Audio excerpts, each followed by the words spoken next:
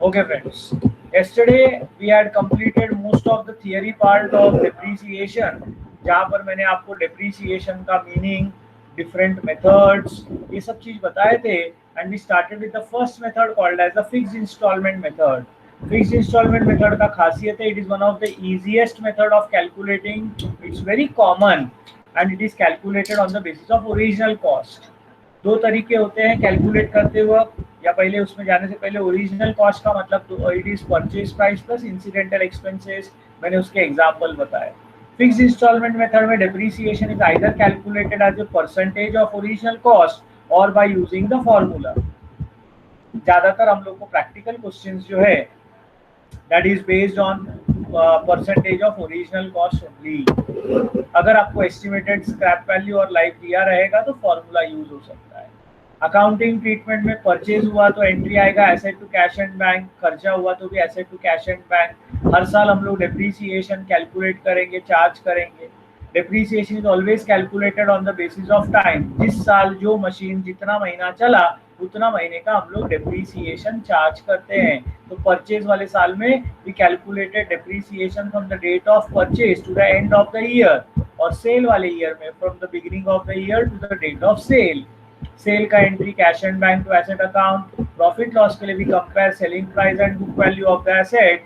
Book value is original cost minus total depreciation till the date of cell.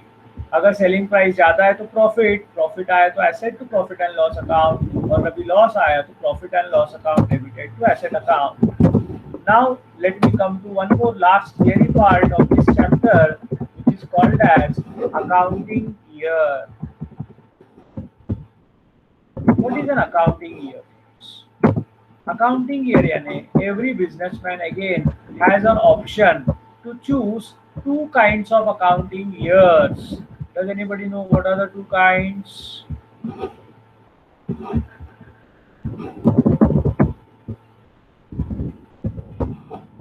क्या years है, किसी को idea है तो टाइप करो चैट बॉक्स में. The first one is called as the calendar year और दूसरे को बोलते हैं financial year.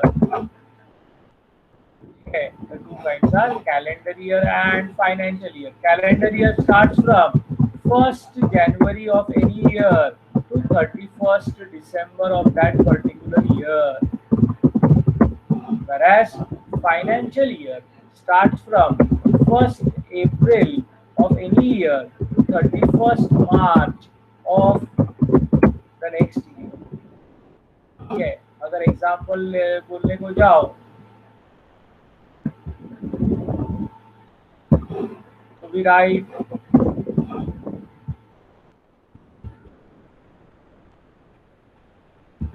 years as let us say 2012, 2013, 2014 and so on.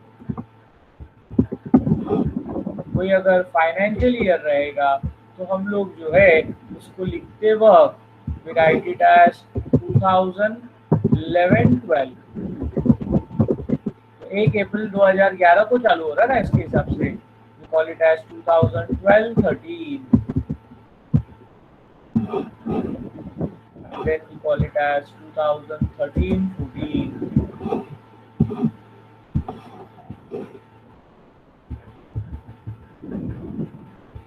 इसके अलावा भी अलग अलग ईयर्स हो सकते हैं. किसी का ईयर एंडिंग सितंबर में आ सकता है, किसी का ईयर एंडिंग जो है they can keep it as June year ending, अलग अलग. लेकिन गवर्नमेंट के साथ अगर चलने का है मतलब क्या है कि उनके हिसाब से अगर अपन टैक्सेशन कैलकुलेट करना चाहते हैं easily without much of a disturbance, then it is always suggested that we go as per the government rules and they suggest financial year. उनके हिसाब से फाइनेंशियल ईयर ही 1st April to 31st March is always better way of account.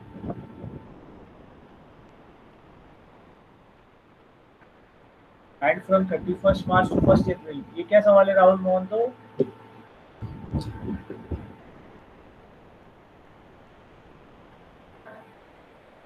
31st मार्च और 1 अप्रैल में कितना दिन का फर्क है बे?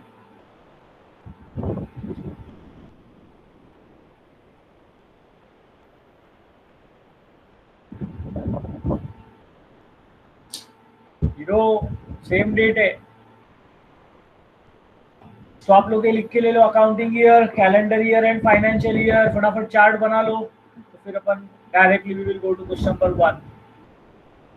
31st March to 1st April, there is no time gap.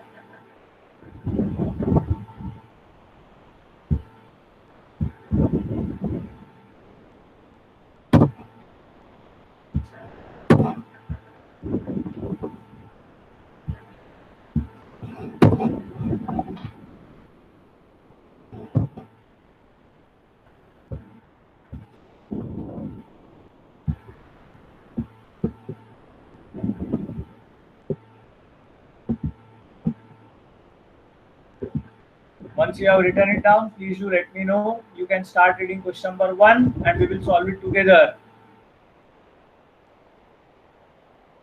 और फर्स्ट क्वेश्चन मैं करता हूँ, सेकेंड आपको करने दूंगा।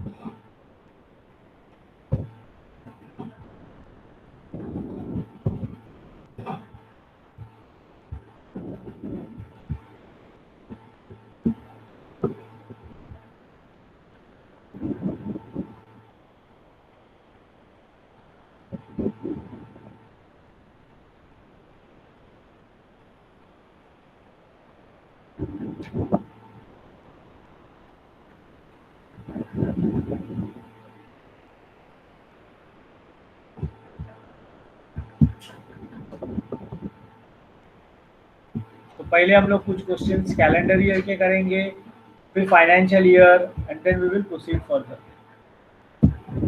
I hope by this time everybody must have written that. Yeah, thank you.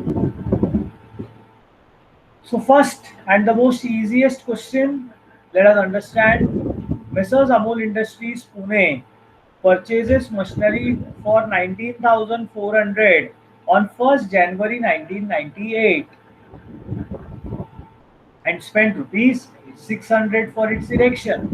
तो 19,400 रुपया परचेज प्राइस और 600 रुपया उसका इरेक्शन चार्जेस, तो कुल मिला के उसका ओरिजिनल कॉस्ट हो जाएगा 20,000। On 1st July 98, उसी साल में additional machinery costing 10,000 was purchased. On 1st July 2000, the machinery purchased on 1st January 1998 was sold for 12,000, and on the same date, a new machinery was purchased at a cost of 16,000. Depreciation was provided annually on 31st December at 10% per annum. अब ये 10% is very easy, क्योंकि कोई भी number का 10% करना होता है तो क्या करते हो आप, क्या करते हो दोस्तों, किसी भी वैल्यू का 10% कैलकुलेट करना है ओरली तो क्या करते हो,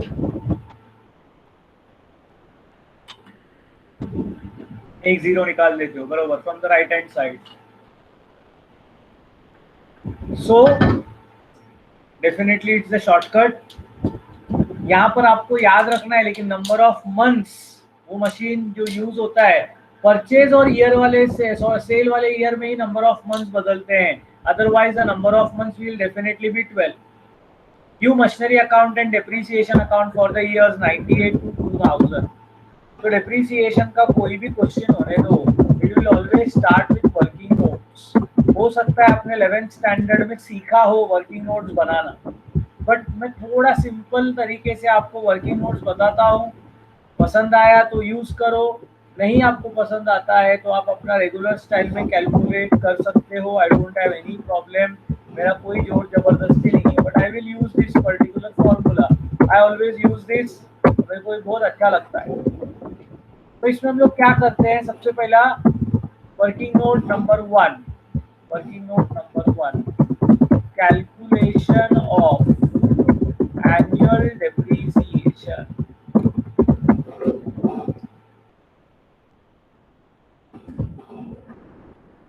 हम लोग पहला साल लिखते हैं 1998, जिस साल का अकाउंटिंग करना है उसका लिखते हैं 1998। अब 98 में मेरे सवाल का जवाब देना, हमारे पास कितने मशीनरी है? 1998 में हमारे पास कितने मशीनरी है?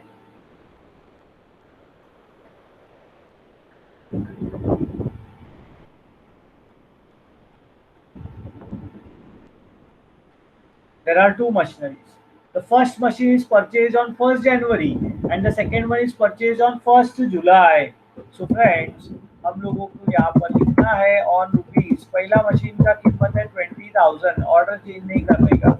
हमने 1st जनवरी को खरीदा है और हम लोग 31st दिसंबर को डिप्रिसिएशन कैलकुलेट कर रहे हैं, यानी वो मशीन हमने कितना मंथ्स यूज किया। हम लोग लिखेंगे on rupees 20,000 for 12 months. Very simple, answer will be 2,000।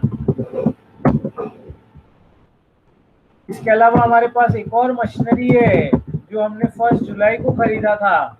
1st जुलाई को हमने कितने का मशीन खरीदा था? 10,000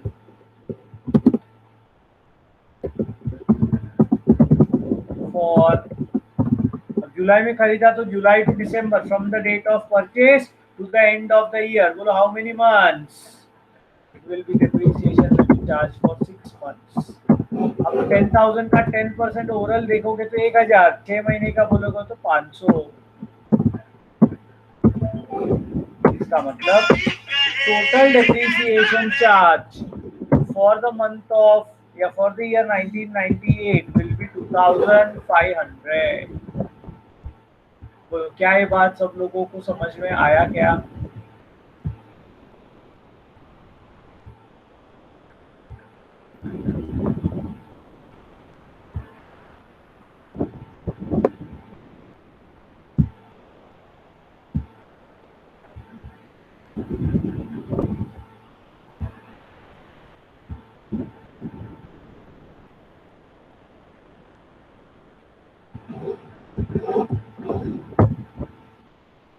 अब आगे बढ़ने का टू द नेक्स्ट ईयर। पहले साल का डेप्रिसिएशन हो गया, we go to the next year. This is the next year 1999।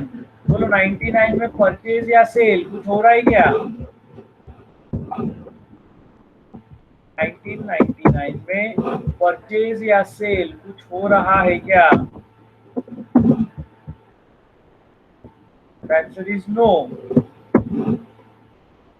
मतलब मेरे को बताओ अपने पास कितने मशीनरी है? कोई मशीनरी है। और अभी मैं बोलता हूँ भाषा, दोनों भी जूना मशीन है। जूना मशीन है मतलब 12 महीने का तो डेप्रिसिएशन उसके ऊपर एप्लीकेबल है। तो on rupees 20,000 for 12 months and on rupees 10,000 for। ऐसा नहीं कि उधर 6 लिखा तो वही कॉपी करने का इधर। वो पिछले साल 6 महीना यूज हुआ था क्योंकि 1st जुलाई को खरीदा था। अब हम लोग ये साल में तो उसको पूरा 12 महीना चला रहे। समझ रहे हो ना फर्क? गड़बड़ मत करना। So this will be 1,000।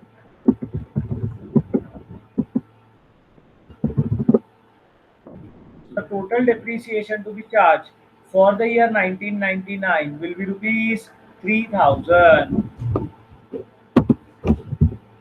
So what happened in the year 2000? On 1st July 2000, the machinery purchased on 1st January 98, यानी पहला वाला मशीनरी जो है वो हम लोगों ने बेच दिया 12,000 में और एक नया मशीनरी खरीदा 16,000। तो एक परचेज है और एक सेल है। वो 20,000 का मशीन 1st जुलाई को अगर मैंने बेचा तो कितना महीना यूज किया दोस्तों?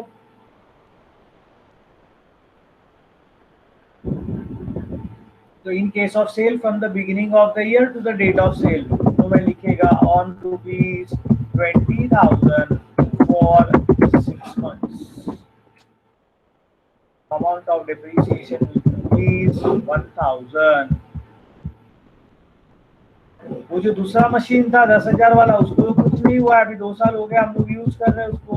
तो on rupees 10,000 for 12 months.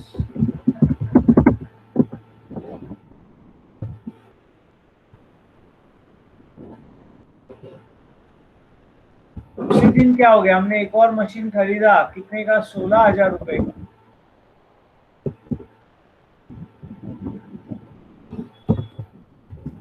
On rupees 16,000, उसी दिन मैंने जुलाई में खरीदा, तो it will B depreciated for 6 months, so that would be rupees 800। किसी का माइक चालू हो गया लग रहा है मेरे को। 2,800 will be the total amount of depreciation। Everyone understood this part? कैसा depreciation कैलकुलेट करते हैं, समझा आपको? एकदम इजी है। जो साल में जो मशीन जितना महीना चला उतना महीने का डेप्रीसिएशन चार्ज करने का।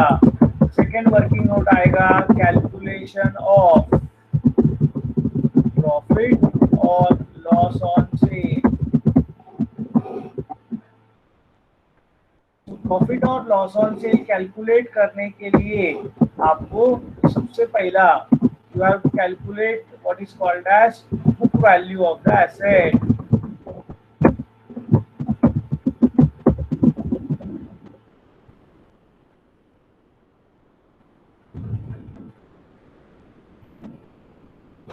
हमने ऑलरेडी सीख के रखा है, जरा बताओ चैट बॉक्स में what is the formula for calculating book value.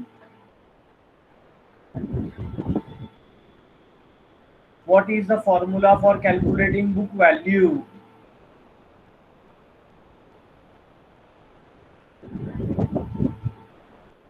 Come on friends, please type in the chat box.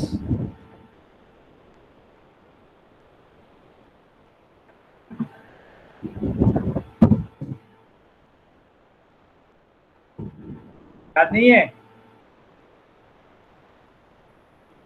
कल सिखाया, आज रिवाइज करके दिया। Not even a single answer. Yes, very good, Asmita. By the way, Asmita is a 12th standard student. So अगर वो लिख सकती है तो तुम लोग भी कर सकते हो। जो प्रेशर का, सेल्फ स्टडी का बात कर रहे थे, यू आर राइट। बट वो बच्ची के बारे में सोचो, वो सुबह 12वीं का लेक्चर अटेंड करती है, ठीक है, दोपहर को भी आपके साथ अकाउंट्स अटेंड करती है, शाम को सीए नवंबर का बैच अटेंड करती है, इसके अलावा 12वीं का टेस्ट सीरीज चालू है और अपना सीए का टेस्ट सीरीज चालू है। तो you can always take inspiration from her. करना है तो करना है, इतना अगर आप एटीट्यूड में रहोगे तो ही हो सकता है।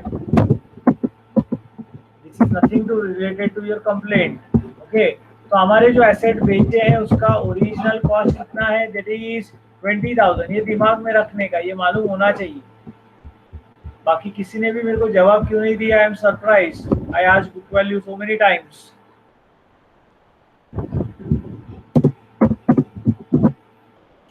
टोटल डिप्रिसिएशन, तो पहले साल हमने चार्ज किया 2,000, दूसरे साल हमने चार्ज किया 2,000 और तीसरे साल हमने चार्ज किया 1,000। तो 20,000 minus 5,000 will give us 15,000 rupees।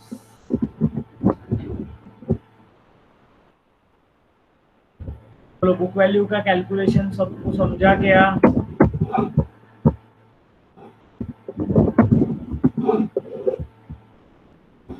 इसके साथ लिखने का सेल वैल्यू,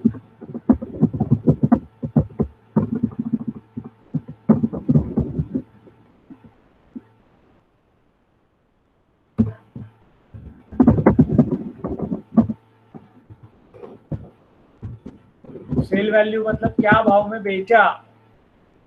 उन्होंने बेचा 12,000 में, बोलो 15,000 का मशीन 12,000 में बिका, प्रॉफिट हो रहा है कि लॉस हो रहा है?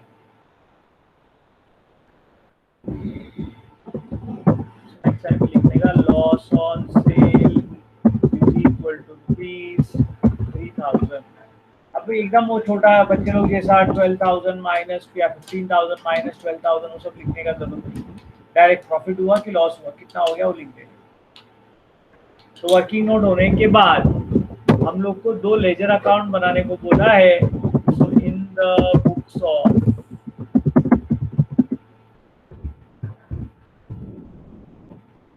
कंपनी का नाम रहेगा। पहले हम लोग बनाएंगे machinery account.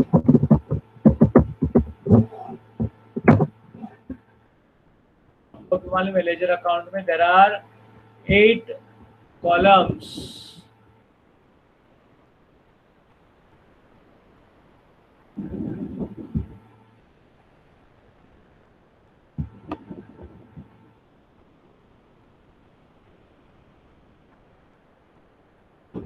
So we have date, particulars,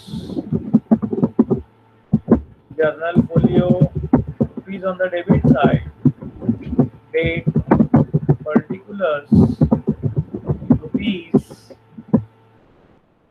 Sorry.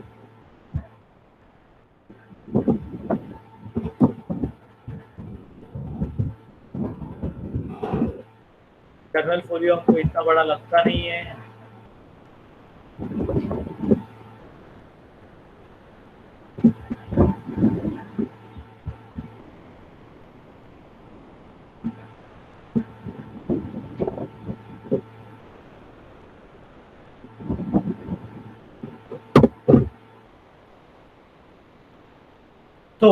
क्या करना है हम लोगों को, डेट वाइज ट्रांजैक्शंस रिकॉर्ड करना है। सबसे पहला हम लोगों ने जो है मशीनरी खरीदा। कब खरीदा है हमने मशीनरी? 1998 जनवरी 1। तो 1998 जनवरी 1 को हम मशीनरी परचेज करेंगे तो एंट्री पास करते हैं machinery account debited to bank account. यहाँ पर आपको केयरफुल रहना है। भले ही कॉस्ट हमने 20,000 लिखा है लेकिन एक्चुअल उसका कॉस्ट जो है हमको मालूम है इट इज ओनली 19,400। उसका कॉस्ट 19,400 सबको ध्यान में है ना, क्योंकि बोला है देखो machinery was purchase and erection charges का एंट्री अलग होगा। तो हम लोग जनवरी 1 तारीख को वापस बोलेंगे machinery account debited to cash account. अब थोड़ा अलग अलग करने के लिए परचेज प्राइस को मैंने बैंक लिखा और इंसिडेंटल एक्सपेंसेस को कैश लिखा। आप दोनों जगह पे कैश लिखो, दोनों जगह पे बैंक लिखो, उससे कुछ फर्क नहीं पड़ता। 98 में और क्या हुआ? जुलाई 1 तारीख को एक और मशीनरी खरीदा इन्होंने। सो वापिस वो बोलेगा machinery account debited to bank account.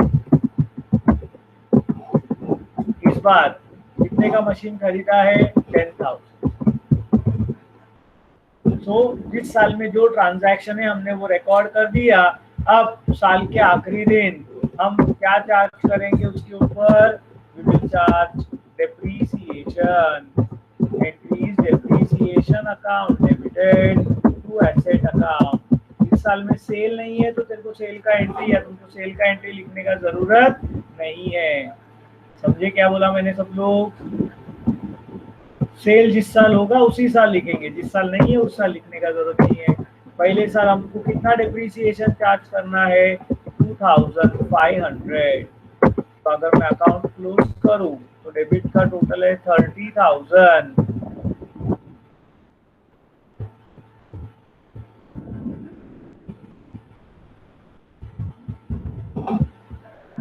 और क्रेडिट साइड में आएगा December 31 by balance carry forward. Asset है तो हम लोग कैरी फॉरवर्ड करेंगे 27,500। 27,500 ठीक है।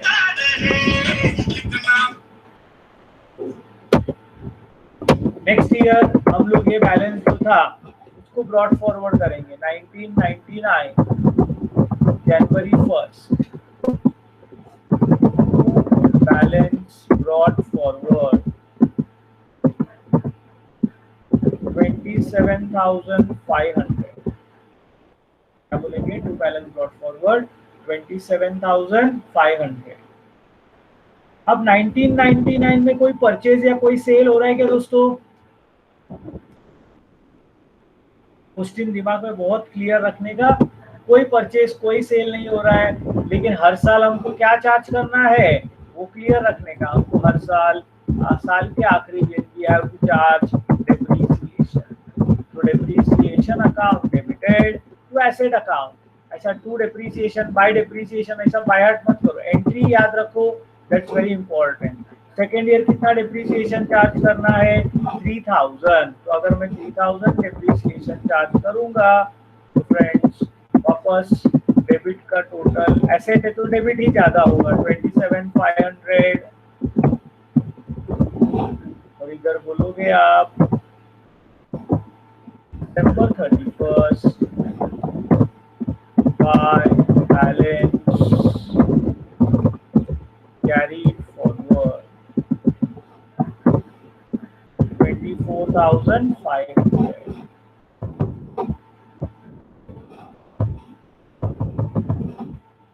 आखिरी साल क्या हो रहा है? आखिरी साल में 2000 ईयर में क्या क्या हो रहा है दोस्तों? सबसे पहला जनवरी को हम लोग लिखेंगे बैलेंस ब्रॉट फॉरवर्ड 24,500।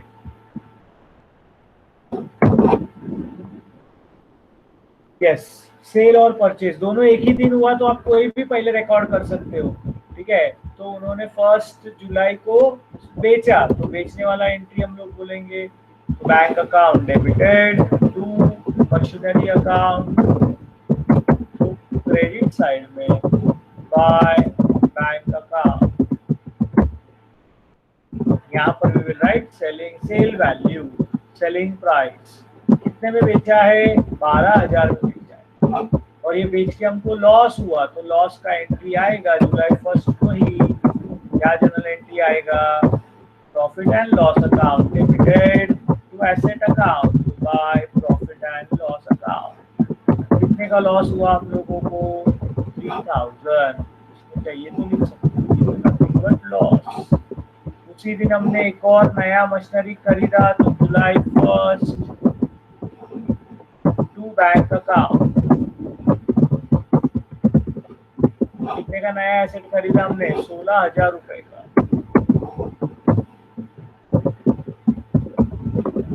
हो गया। साल के आखिरी दिन क्या चार्ज करोगे? You will charge depreciation December 31st by depreciation account.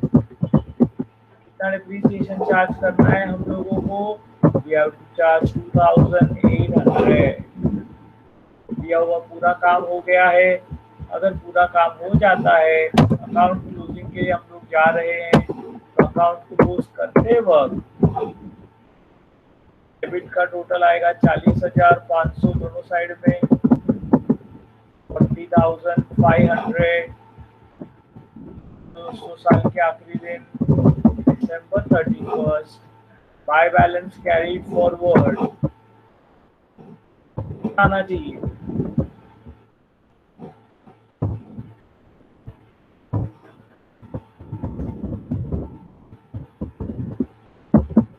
तो 40,500 minus 12,000 minus 3,000 minus 2,800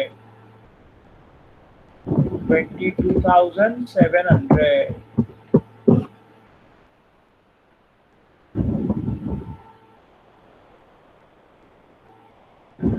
नहीं बेटा अस्मिता, depreciation is not charged in the middle of the year. Depreciation is always charged at the end of the year. Even though you use the asset only till July, but depreciation जो charging होता है that is done at the end of the year. So accordingly we write it. So this is how you prepare a machinery account. First record the transactions, record मतलब अच्छा 2000 का closing balance, 2001 का opening balance बनेगा, you write to balance brought forward and amount will be 22,700। दूसरा account अपने को बनाने का है वो है डेप्रीसिएशन अकाउंट। तो डेप्रीसिएशन अकाउंट हमारा लॉस होने की वजह से हर साल अकाउंट ओपन होगा और हर साल अकाउंट क्लोज भी हो जाएगा। बोल रहा हर साल अकाउंट ओपन होगा, हर साल अकाउंट क्लोज भी हो जाएगा। तो ऐसा बहुत बड़ा उसमें कुछ बड़ा चीज नहीं है। Let us prepare depreciation account 1998 depreciation charge होता है December 31 को, एंट्री आता है depreciation account debited to asset account, the asset we are using here is machinery, so the first year depreciation is 2500. On the same day, that depreciation gets transferred to profit and loss account by passing the entry profit and loss account debited to depreciation account. The entire amount of 2500 is transferred. तो depreciation account में कोई balance का सवाल नहीं उठता है. That account gets tallied every year. Cool. Am I clear?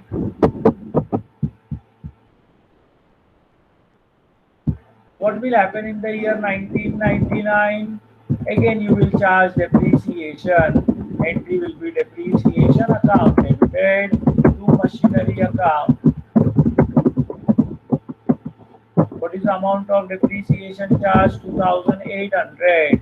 And on the same day, we will transfer that depreciation to profit and loss account by passing the entry profit and loss account debited to depreciation account 2800.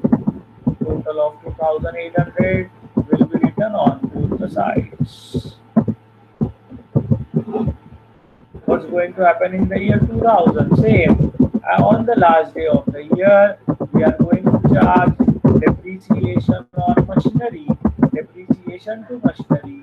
Amount is rupees 3000.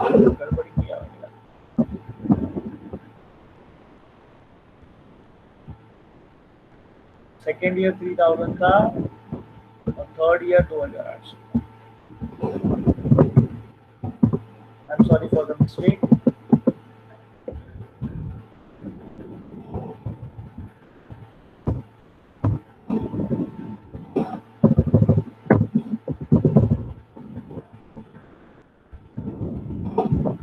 Last year it was 2800.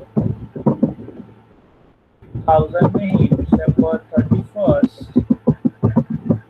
it is transferred to profit and loss account by passing the entry profit and loss account debited to depreciation account.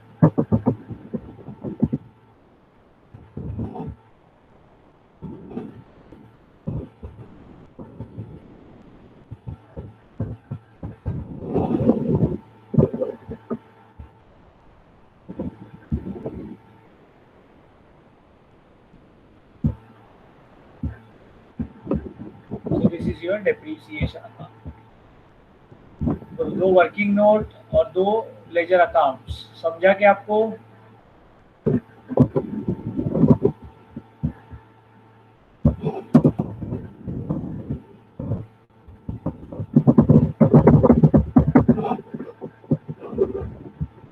What you have to do is question number 2 पढ़कर working notes बनाना है and you have to solve prepare ledger account, same machinery account and the depreciation account in the books.